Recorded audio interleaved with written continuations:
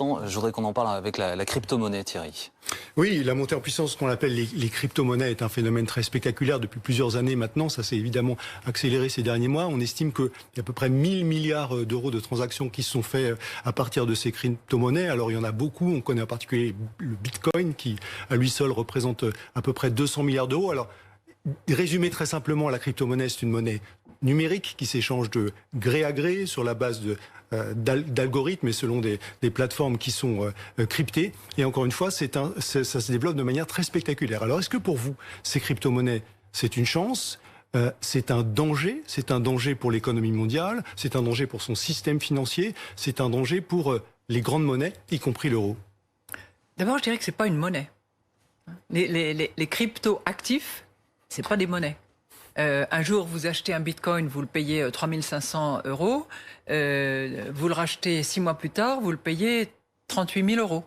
Il est à 33 000 € en gros aujourd'hui. Voilà, c'est près de son seuil maximal. Il était monté jusqu'à 38 000, il est redescendu à 33 000 et il continuera peut-être à redescendre et puis peut-être à remonter aussi. Donc, de ce point de vue-là, c'est un actif hautement spéculatif sur lequel s'enrichissent ou s'appauvrissent les uns et les autres. Mais pour moi, c'est pas une monnaie du tout. Du tout. Il y en a un certain nombre d'autres du type Ethereum, etc., etc.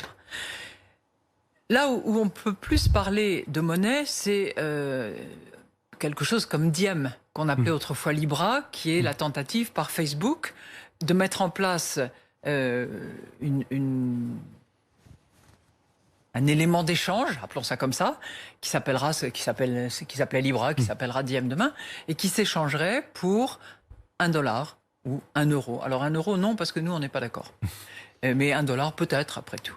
Donc ça s'apparente un peu plus à de la monnaie, mais pas tout à fait, parce qu'il n'y a pas une seule banque centrale pour garantir ces volumes qui seraient investis dans ce type d'éléments. Pardon, est-ce que la différence fondamentale, c'est que pour Libra, par exemple, vous êtes d'accord ? Alors que la crypto-monnaie qui se développe sur la blockchain avec ce qu'on appelle un open data, chacun peut faire ce qu'il souhaite, c'est hors de contrôle. Est-ce que c'est pas ça qui pose un problème aux banques centrales ?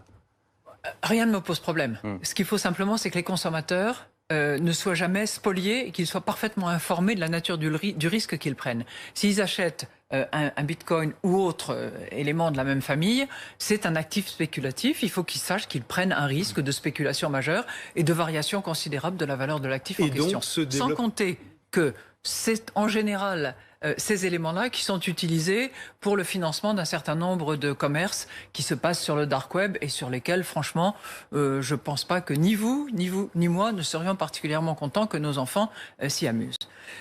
Donc ça veut dire qu'il faudrait interdire ces crypto-actifs, les réglementer davantage ? Quelle est la solution ? Moi, je pense, si vous voulez, ce que je pense, c'est que, et c'est une réflexion qu'on engage au sein de la Banque Centrale Européenne avec l'ensemble du Conseil des gouverneurs et les banques centrales nationales qui en font partie, il faut impérativement que si une activité est conduite par un acteur privé, cette activité, si elle s'apparente à de la monnaie, entre guillemets, elle soit soumise exactement aux mêmes règles, exactement aux mêmes ratios, exactement aux mêmes mécanismes de supervision. C'est le principe, même business, même supervision, même régulation. C'est comme ça qu'on a essayé à peu près de sortir de la crise de 2008. Mais troisième élément, parce que là on a parlé de deux familles, les cryptos et puis les stablecoins, pour faire simple. Il y a une troisième catégorie. Ce sont les monnaies digitales banque centrale. Voilà. Et vous appelez à la mise en place d'un euro numérique. Absolument. Absolument. C'est-à-dire, qu'est-ce que ça veut dire concrètement pour ceux qui nous regardent, un euro numérique ? Pour ceux qui nous regardent, c'est un peu comme si c'est la même valeur qu'un billet de banque. C'est-à-dire que vous avez un billet de 20 €, et bien vous pouvez très bien avoir 20 € sous forme numérique et que vous pouvez faire circuler entre votre banque, les commerçants, etc. Est-ce que ça n'est pas déjà le cas ? Pardon de la naïveté de ma question, mais lorsque je paie avec ça, je vois pas mon billet. Ça dépend qui est votre... Je vais le garder pour moi. C'est bon, c'est déjà dématérialisé, quoi. Mais je suis pas sûr que l'outil, la technologie qui soutienne votre mécanisme de paiement soit totalement garantie par la Banque Centrale Européenne. Voilà. C'est à vérifier.